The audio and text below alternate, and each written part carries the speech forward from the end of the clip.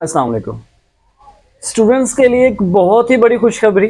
7 नवंबर से लेकर 17 नवंबर तक पाकिस्तान में स्मोक की बिगड़ती हुई सूरत हाल के पेश नज़र छुट्टियां करने का फैसला कर लिया गया है। प्राइमरी सतह, मिडिल, उसके बाद हाई और हायर सेकेंडरी सतह तक और ए लेवल्स तक जो छुट्टियां हैं वो जारी रहेंगी। और ये कहा यह जा रहा है कि इन दिनों में सारी क्लासेस हैं हम ऑनलाइन होंगी।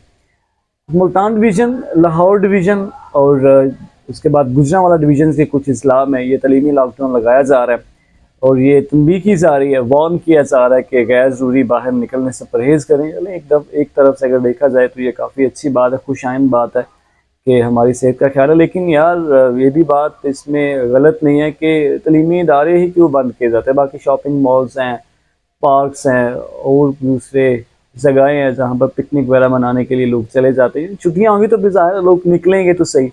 तो ऐसा ख्याल रखना चाहिए कि अगर छुट्टियाँ घर बैठने के लिए दी जा रही हैं तो हम पाकिस्तानी अवाम उन छुट्टियों को घर नहीं गुजारते बल्कि बाहर निकल के उनको गुजारना चाहते हैं, इंजॉय करने के लिए निकल जाते हैं। तो जब भी बाहर निकलें, पहली बात तो ये कि गैर ज़रूरी सफ़र से बिल्कुल परहेज़ कीजिए और दूसरा ये कि जब भी बाहर निकलिए अपने और अपने बच्चों के मुंह पर मास्क लाजमी लगा लीजिए ताकि उस स्मोक से, उस ख़राब फ़िज़ा से आप भी और आपके बच्चे भी बच सके। स्टूडेंट्स के लिए खुशखबरी है